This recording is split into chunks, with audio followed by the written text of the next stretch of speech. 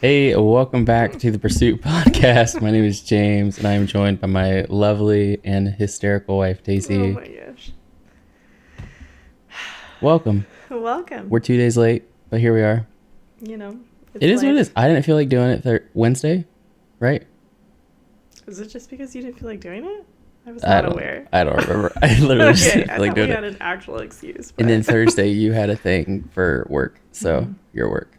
And it's fine. And it's fine. With it, and now which is actually perfect for what we're talking about today. You just kind of roll with it. You roll with it. And now it's Friday, and our kids are asleep before 7:30, which is like insane. Wild, because that means they'll be up at like 5:30, 6. Yeah, tomorrow, which is fine. We'll be up, hopefully.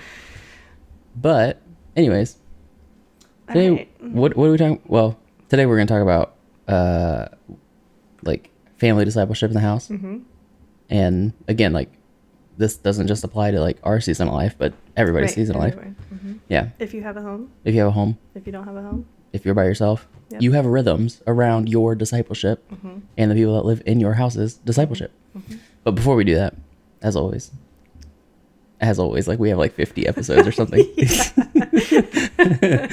As always. That's like when people do, when people say like, this is the first annual, like whatever event, like, no, this is like, this is the like, inaugural, like, like what if there isn't a second annual? Right. That's really awkward. Like you can't say annual until the second. Anyways. Okay.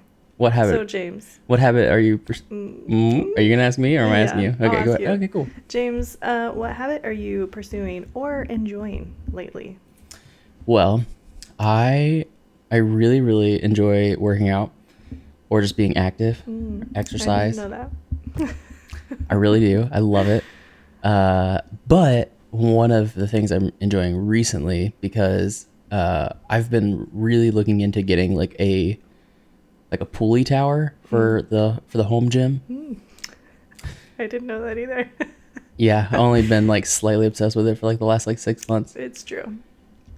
You know, our whole home gym has like, we've spent like $200 on, and it looks, I love it. It's great. You can pretty much do anything. Anyways, I wanted this pulley tower for a long time. Finally found one. Facebook Marketplace, $175. Drove an hour away. Loaded it up in the van with Elliot on like the coldest day of the year. And brought it back. And now I'm really enjoying using the pulley tower to work out with. Awesome. And so are you. I am enjoying it. I've only used it twice. But it's so nice. It is great. It was harder than I thought. Yeah, those 5-pound weights don't move very well, do they? Hey, now. On each side. Okay. That's all right. You and Elliot, we don't have to change the weight, so it's kind of nice. That's true. I'll get there. Anyways, what habit are you enjoying or pursuing? Okay, yours is just going to be just as fun too. A little too. More like real life, but is also an item type thing. Yes. So we got a wet dry vac for Christmas. Oh. So I can mop and sweep the house at the same exact time. And we only have 3 rugs in our entire house. Yeah, 2 of which are in the kids' rooms. Right. Yeah. So our living areas is completely just wood floor. Yeah, wood floor. And it is something. So gross. To have to sweep and mop that with 3 kids running around. There would be weeks where it would not get mopped. So anyways, all this to say, it has been a lifesaver. I can do the entire house in under 30 minutes. Mop and sweep at that. Like, it's not even just like, you have to like sweep, which like our sweeper was like on its last leg anyways. Right. It needed thrown away. We still have it. But. So I have mopped and swept probably about twice a week since Christmas. And it has been amazing and game changer. And I feel like the rest of the house could just be absolute trashed. But at least my floors are clean. So I've been loving that. They're swept and mopped. We love the wet dry vac. Anyways, so the home discipleship and caring for you in your home or the people in your home, what are, for us, again, our season of life, but I think it's really applicable to a lot of people. What are some of the things that we do regularly to help our kids in their faith, not even just in their faith, but just their understanding of the Bible, who God is, who Jesus is. I mean, to a 5-year-old, a 3-year-old, and a 1-year-old, and then again to ourselves. But well, I think first you have to decide like what you're trying to get at. I mean, obviously, like to learn more about the Lord and to grow in wisdom, but also like we came to a point where we realized we can't rely on anyone else to teach our kids about Jesus. Right. It falls on us. Like this is our duty as parents to teach our kids who to trust, where to go, you know, that kind of thing. Yeah. And so how do we train our kids other than just going to church on a Sunday morning? Which is great. It is great. But it's part of it. Needed. Yes. Yeah. But so that became kind of a conversation, and then we started talking about little things here and there. And we did not start any of this the same week, the same day. I mean, this has been, Elliot's 5 now, so this has been a continuation over 5 years of things that we've added here and there. Some things we've taken away. Yep. And some of it's seasonal too. Yes, absolutely. We dropped a lot of it when Eliza was born last year. And we've added new things in. I feel like our rhythm right now is like really in a sweet spot. Yeah, for sure. One of the biggest things that we're doing right now is nighttime devotions. And that is definitely a more steady rhythm than probably anything else. And what do we do? And we gather in the living room, put our jammies on, and we attempt, some nights are more of an attempt. We are going through the book of John. We've been going through the book of John. And that's the thing. So with for 2 months. Very young children, some nights they can only get through a couple verses at a time. And that's fine. And I think taking the pressure away of like, okay, we can't get through a whole chapter. That's okay. That's still not a good enough excuse for us to just not do it. Like we're not going to wait until they get older. That was another thing. We wanted to start this now so that by the time they are 10, 11, 12, they know, okay, nighttime, we sit in the living room and we read the Bible together. But even now, like they know that's kind of what we do, because before we implemented that, before we said, hey, like we had to have the conversation to say, hey, let's not get the kids ready in their bedrooms by themselves, especially, well, now it's like 3 versus 2, but to like be intentional about bringing their pajamas out to the living room, like before supper or you know, even while we're making it or whatever. But they we even use the same family devotion Bible, and sometimes we'll hide it like around the living room make it fun, and they have to go find it and say, who can find Daddy's Bible? And that's just part of the routine. 1, it makes it fun, and 2, it just, they know what to expect. Their PJs are laying out on the floor, the Bible's hidden, like it's not a surprise to them anymore. And even it really didn't take long to implement. No, it hasn't. It really didn't. And it's already gotten to the point where they will talk about it during the day. I've even noticed there was one, this has only happened once, but I will store it in my heart forever. They were playing devotions with their dolls and their they were like animals. putting them to bed or whatever. Yeah. And they're like, all right, it's time for Govotions. They Govotions. Say, geez. Govotions. And so that to me tells me that it's already solidified in their mind that like this is something that's important, you know, for them to pretend with it. And that's just one aspect of what we do for family discipleship for the kids. I mean, that's sorry to interrupt you, but we don't worry, I'll interrupt you. This is a sore spot. So we read a couple of chapters, like we said, we're going through John, and then we sing a song. Normally it's the doxology, but if it gets switched up, it's, you know, we have a couple songs that we're going between. Usually old hymns. And then we pray, and sometimes that looks like Elliot and Lillian praying, and it's like this whole thing, and it's adorable. And then other times, like tonight, it's like, please, Lord, just go to sleep. Like, let us go to sleep. Was literally praying over the sound of a child screaming their head off.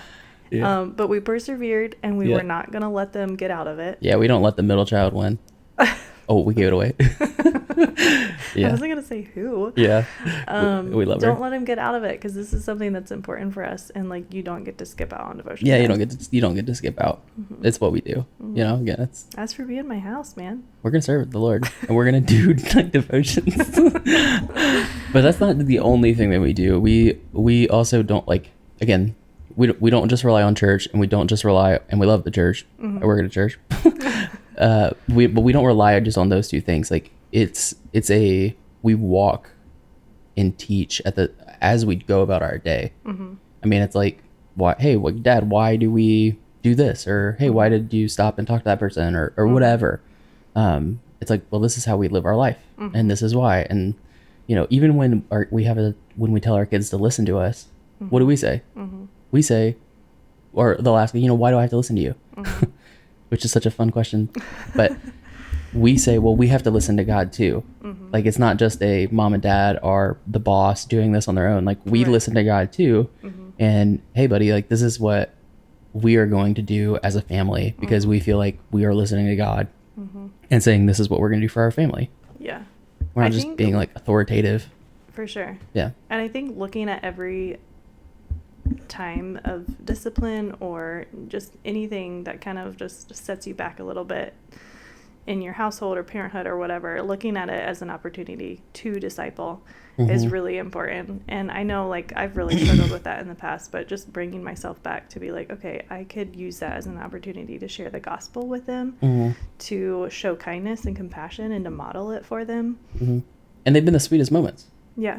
Yeah. I mean, like, I'm going to use two I's because I love alliteration, but our kids want to interrupt us, and they want to be involved. Like, and I feel like when you read the Gospels, I know I came up with that literally right now. Oh my gosh. I think when you read the Gospels, it's a coincidence. Jesus is constantly being interrupted by people that are on the fringes, but sort of want to be involved.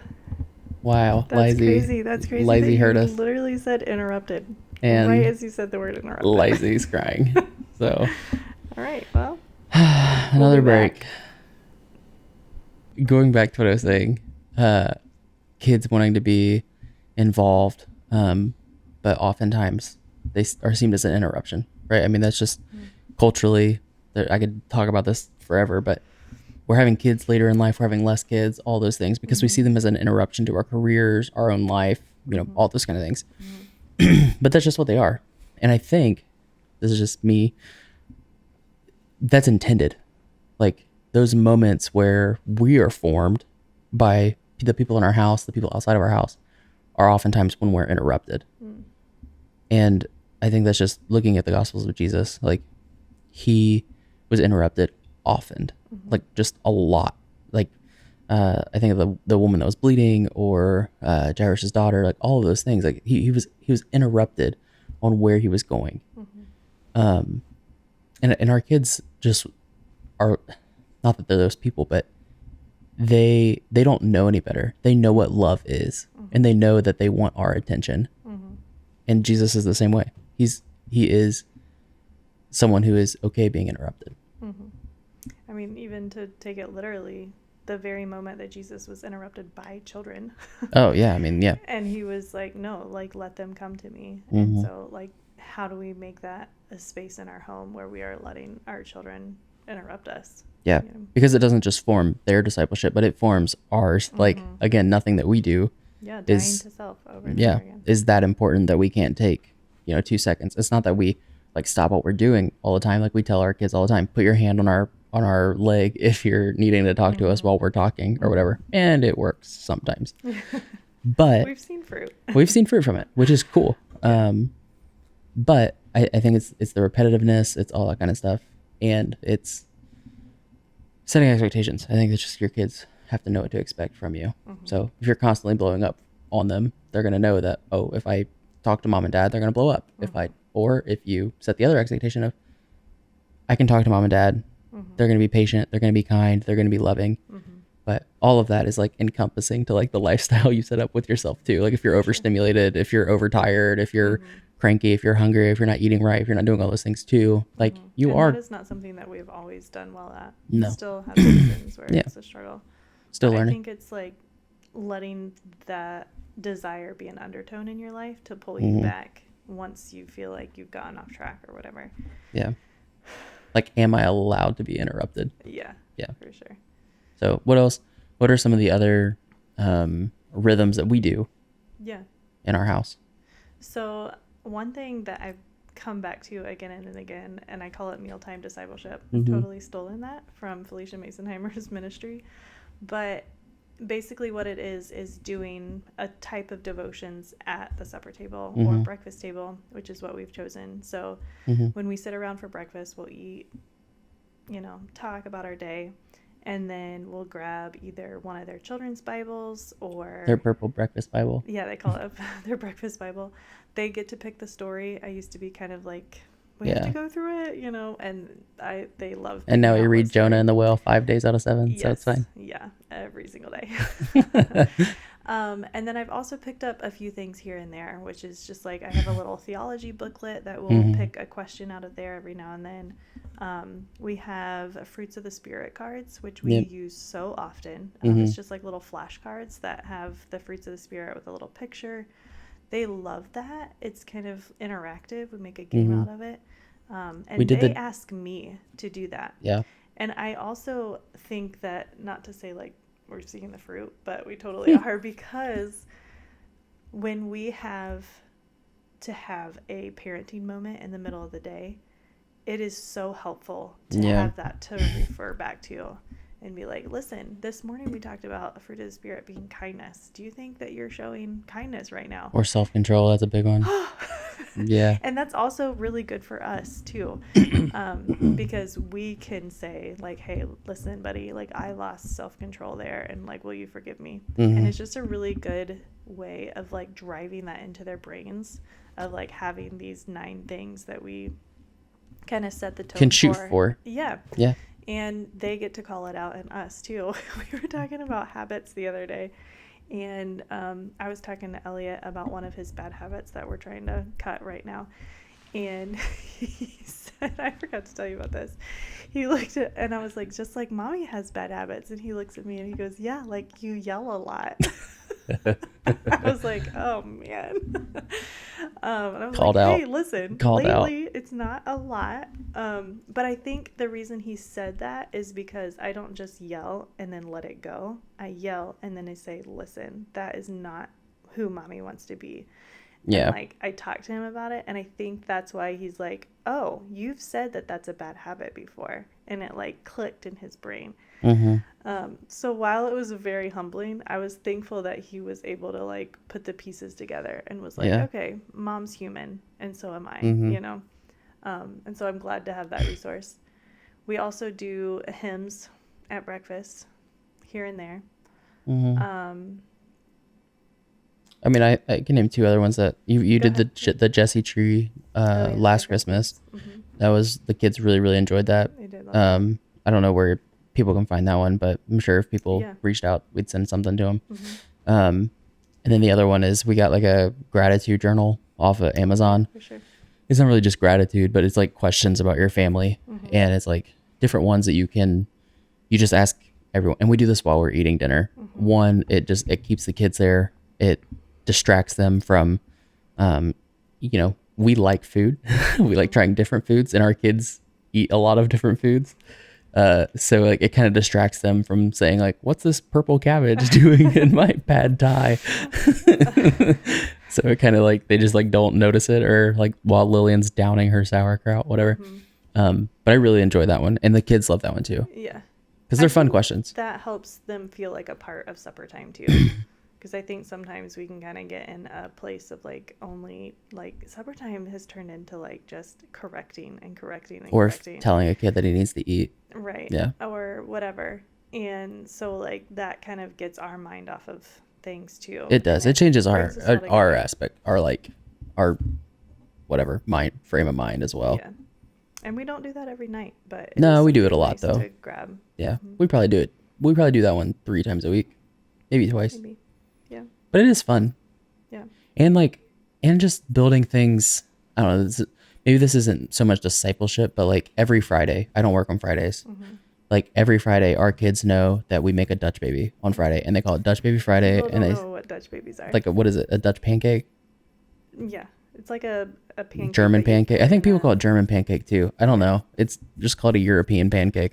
It's really stinking good. There's some maple syrup on it. But our kids know that we're gonna make one every Friday morning, Mhm. and like that just doesn't change. Mhm. Like they know what to expect. Mhm. Kids are so finicky. Letting them know what to expect Mhm. is And there's no disappointment.